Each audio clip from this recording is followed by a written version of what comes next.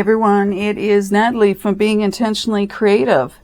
By now, for those of you who have watched me for a while, you should have a pretty good idea that I like to experiment, to play, try different things just because, well, I can.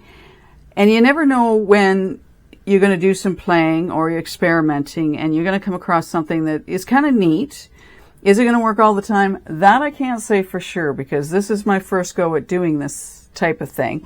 I'm going to show you a piece I've done, and then what we're going to do is we're going to do a bigger piece of what I've done. Now, I would highly recommend that if you think this is, a cool idea and you do it yourself, start small, do it on small pieces, because that's what I've done. And I don't know when we go on to do the next piece how this is going to work out, but I wanted to show you a finished piece, fingers crossed that when I take this out of the mold it's okay. And then we'll go through what is going to happen in this video. So this is one of my flower pieces that I made a mold out of long time ago. I'm going to take this out. You can see there's resin on the top of it. And when we get it out of here,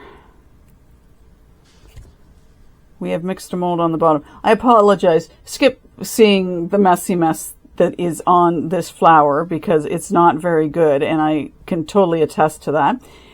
This is still a little damp, and I will be honest with you, this has been sitting for about, 3 days now, I think. So it's not bad, but I can still feel a little bit of dampness on the petals. So what have we got here, and what did I do? Well, we all know that resin has got to go on top of mixed mold because mixed mold will not stick to resin. Although I have done some videos where I was actually able to get the mixed mold to pick up on the resin. In that video, I had chunks of resin that I had put down. I think it was on the coaster, my round coaster, and then I put in, poured very carefully the mixed mold over top of it. What I did here was I decided I was going to pour mixed mold, and then before it set, I poured the resin on top of it. Very carefully, mind you, but I poured the resin on top of it. So we're going to do that on a bigger scale here to see how and if I can do this again, because it sort of gives the possibility that you wouldn't necessarily have to wait for your mixed mold to be set up to pour your resin on top of it. And the other thing that I like about this, and that just popped into my mind now, was we know that the mixed mold easily, because the water is evaporating out of it, it will pull away from the mold. And then what ends up happening is you have your resin going down the side of it. In this piece, it hasn't. This piece, the resin has stayed on top. It managed to sort of flow on its own because I did not want to be coaxing the resin into these spots. I had enough resin that it was able to flow over top of the mixed mold. So that was kind of cool. So we are going to be doing in this experiment, because it truly is another experiment, putting that aside, and that can just sit and dry up, and we'll come back to that later. We are going to be using this heart. We are going to be using the mixed mold, and I'm going to be using the Alumilite Hydrocast Pigment Red. I am going to be using my 2-part epoxy, and we're going to mix some of the translucent red Alumilite dye into it, just to keep sort of the red going. We don't have to, but I'm going to. I'm going to need to mix everything up. I've also got this winter ornament. Any leftovers are going to go into this piece. I have figured that what I would do is I would make 40 mils of the mixed mold, and I am going to make, I think, 60 of the resin. I probably won't need 60. However, I don't want to run short of the resin and not have it flat. That's why I'm going to make some extra. Again, I'll get another mold. I'll do something with the leftover resin, but I don't want to run the risk of it not being able to go out all the way. Fingers crossed this works as good as it did in the first piece I had done, and it lends itself. So I had done a while ago a church window, which I absolutely love it. I mean, it turned out, it did really well. The first one I made, not so much. The second one, really good. And I had done mixed mold in it, and what I had done was I waited for the mixed mold to set. I then poured my resin, and what happened is the resin actually was able to slide down the sides of it again because the mixed mold had contracted. This may, if this works once more, this may solve that problem altogether. I'm not going to try and apply this part. Now, the only other thing I had a little bit concern about was, would this break? Like, would I be able to break it? And you know what? I don't even want to try and do that. I don't even want to try. I feel that the resin has adhered itself well to the mixed mold. And my biggest concern was the mixed mold going to set up in this piece? It took longer, which I totally get, but it has set up. So you're going to let me go do and pull everything together because I've got to have everything ready to do the pours. We'll come back, we'll pour, and we'll see. Fingers crossed, can we do it again? See you in a bit. All right, let's get this rolling. I have my resin already mixed up, and I put some glitter in it because I could, and I thought it would just, like, let's add some sparkle to this and see how it works out. I've shaken up my pigment dye for my ceramic resin, and I also made sure that the opening was open on that because it was clogged up with the pigment. And I've been there before where I haven't checked it, so that's a tip for you to ensure that you shake them well and make sure that your dye is going to come out, because we know we don't have a lot of time with this. So I'll get a stick and we will get going on this. So I made up 40 mils of the ceramic. Well, I've got 40 mils in here, and if it's like, I'm hoping it is enough, and I did 60 mils approximately of the resin. So we'll see how this all works out for me. I'm hoping I've got enough of each of them for this piece. I did look it up. How much was it? Oh, now I can't remember. But I did look up, and then I sort of figured my numbers from there for this. So we shall see if my numbers are good. I want to say 80, but I can't remember. Sorry about that, people. Just putting 2 drops of the red in to start.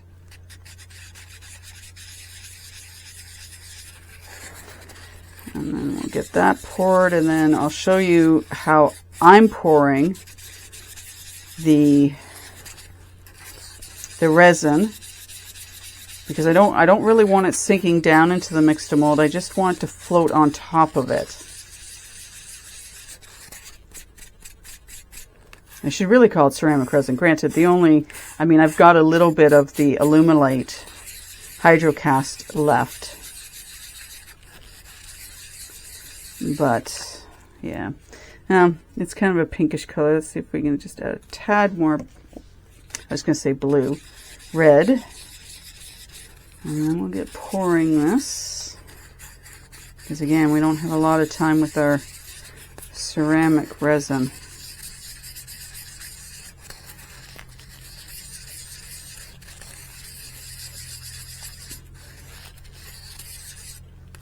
Okay. One more stir.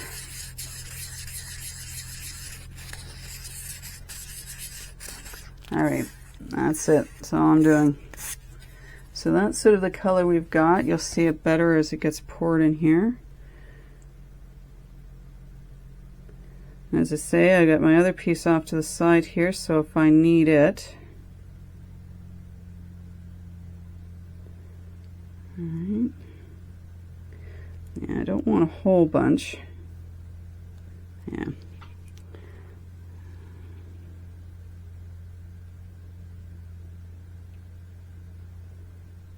Okay, it's not a lot left in there. You know what? We're just going to put it in here.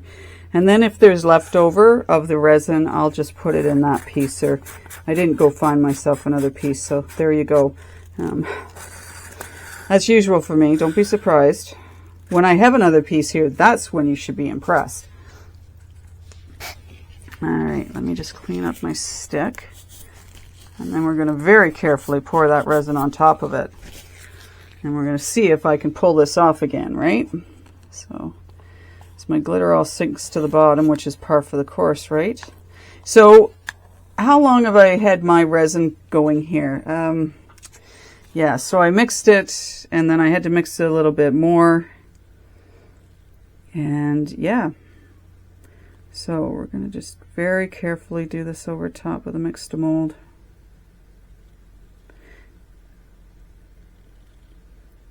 Now, if I get some of it coming up, am I bothered by that? Probably not. And I'm just wanting to be really careful pouring it. Like, I've got time with my resin, right? So, and I know when I did the last one that I did, you can see there's bubbles, not bubbles, but part of the ceramic resin's coming up through it, coming up through the resin. I love that. So I don't want it really digging into the ceramic resin. Not that I think that would matter, but I don't know. I haven't experimented to that point, right? So let's just get it going around the sides, and because I want to get this resin all the way around. Like it will spread out. I just kind of want to help it a little bit. And again, I'm being really careful. Like, I'm not normally, right? We would just not dump the resin in, but we would dump the resin in. But I'm just doing this slowly, right? So it doesn't go too crazy.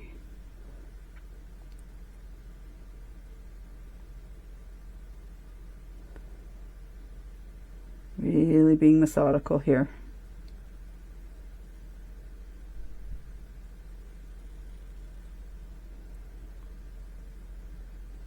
It's kind of neat that it pulls it up too. I don't even mind that.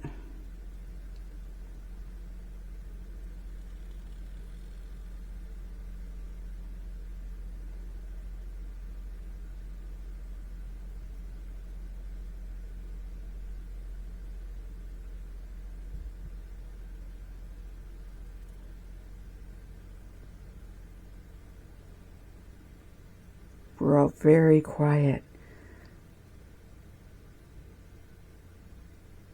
Okay, I'm going to put a little bit of a dome on this.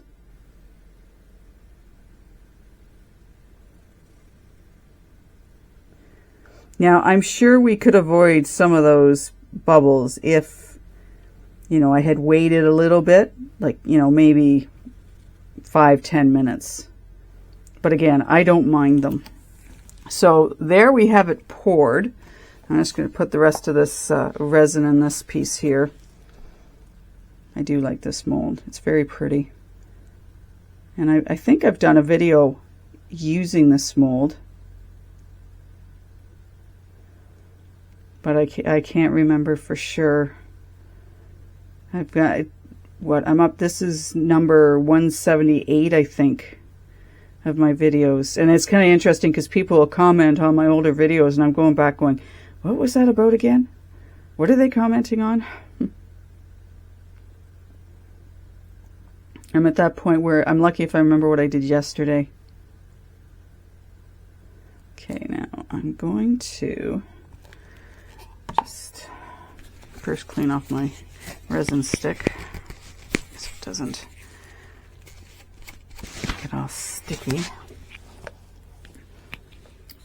And I tell you, I really appreciate when I can work with mixed mold or the ceramic resin and I don't have to wear my gloves because my hands are very warm right now.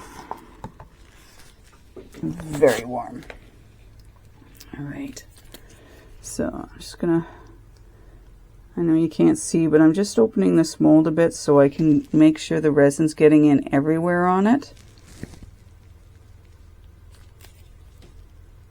Yeah, just use your fingers, Natalie. They'd be a lot easier than what you were trying to do.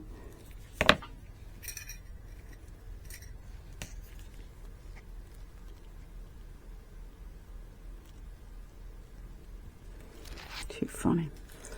It's a little tight spots, right? All right.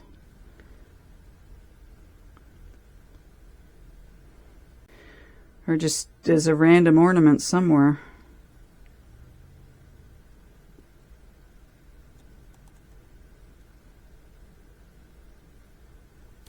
I'm just going to put this underneath it. Might drip there and I won't care.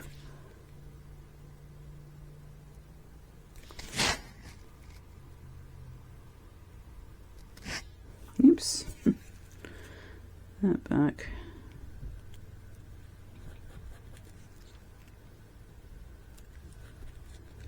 All right. A little bit more, and then I'm going to have to find another one of my molds because I've got a little too much, still a little bit too much resin.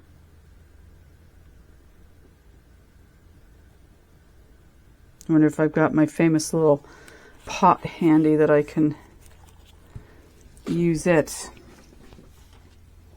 I know I did have it here somewhere, but I'm wondering if I threw it back in the other room. Anyway, so what we're going to do right now is obviously we need to let our resin set. So we'll do that. I will cover these up so that, you know, it's protected a little bit. I'm seeing some little stringy things through it, so that might just be the ceramic resin. Yeah, or it's flecks from my glitter, but I'm not concerned about that. The big thing here is going to be, how is this going to work? Is this going to work like my other one? So between showing you this piece and starting this, there's been about a day's break for me. So this one has been drying out more. You'll notice that if you went back at the beginning of the video, this has darkened up some. So this has been drying out in the last day. All right. So we'll leave these two pieces. I'll go find something else to use the rest of that resin. We will be back when it's time to take this out of the mold, and fingers crossed that I get similar results to that. And if I do, then to me, it's, again, I would keep working on a little bit bigger basis. I wouldn't, if you're going to do this, I would start small just so that you can see what happens and make sure it works, because you do not want to do a really big piece and not have this work. So that's why I'm slowly transitioning from one size to another, just so I can see if I will get the same results. So the other thing, I keep thinking about this piece, and you know, a part of me is thinking, do you want to see if you can break this? Now, obviously, if I threw it on the ground, dropped it on the ground, it would probably break. But I'm sort of at a crossroads on that. And only doing it to see that, you know, things are truly holding together with it. But let's leave things well enough alone. We will let this heart set, and I will see you when it's ready to take it out of the mold. Till then, have fun in the next 2 seconds. We are ready to take our pieces out of the mold. I ended up doing a couple of little birds. These guys are so cute. They really are cute. And this. So we'll take this out. I won't, well, maybe we'll take those out. I usually do, don't I? I usually take everything out. And then there's our piece. Okay, so there's these really are pretty. I do like them, depending on what colors you do for Christmas, or, I mean, these would work for a wedding. They could be magnets. I've done them as pendants. I don't do them as thick as that. I do them thinner, but I've made pendants out of these. Yeah, they're very pretty, aren't they? Very festive, very festive. Okay, let's get our birds out. Now, I'm noticing as I'm making my birds too, that they're shrinking a little bit at the bottom, like the resin's shrinking in. So just something to bear in mind. I know with some I've put UV resin just to fill in that spot and go up and over the nose. That's the easiest way to get these guys out, or at least that's what I have found. I'll just take one out. They're both the same. Yeah, so we got all that glitter that's sitting at the top, which is kind of cool. I don't know how well you can see him, or her as the case may be. There you go. Anyways, very sparkly. All right, so what do you think is going to happen with this piece? I did come down partway through the night and sort of felt the sides to make sure that we were solid, and we are. So you ready to take this out of the mold? Now, I know, shut up, Natalie, and take it out of the mold. So there's some bubbles here, and that will be because of the mixed mold that came up through it, but that's okay. Not a big deal. You could sand that down. You could just throw a layer of another layer of 2-part epoxy on that. But there we go.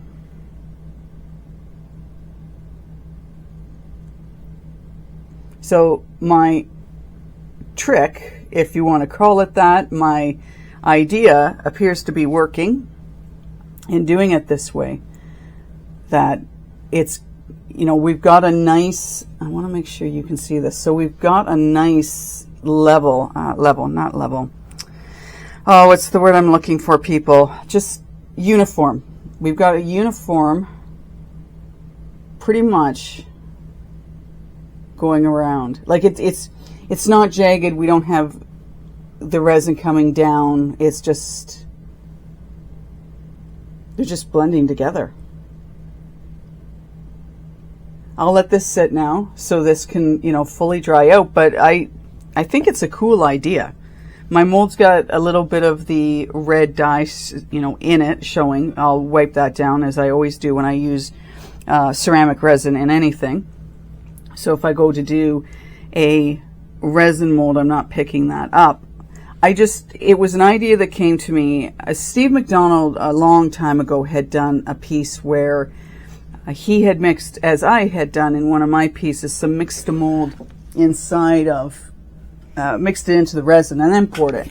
And that was fine. This piece isn't going to help you see it at all. But I did that, and the only thing I didn't like about that was it made the piece, like when I poured it, it was cloudy. You can't see that in here whatsoever. So let me just throw that off to the side because it's irrelevant. Anyway, he had mixed the ceramic resin right into the resin and then poured it, and I see the value of that it would probably make it stronger. And it was just a different way of using the ceramic resin. But it got me thinking about, do we have to do it that way? And I don't like the cloudy effect that gives, or for me, I don't like it anyways. And I thought, well, can we do this? Can we pour resin on top of uncured ceramic resin?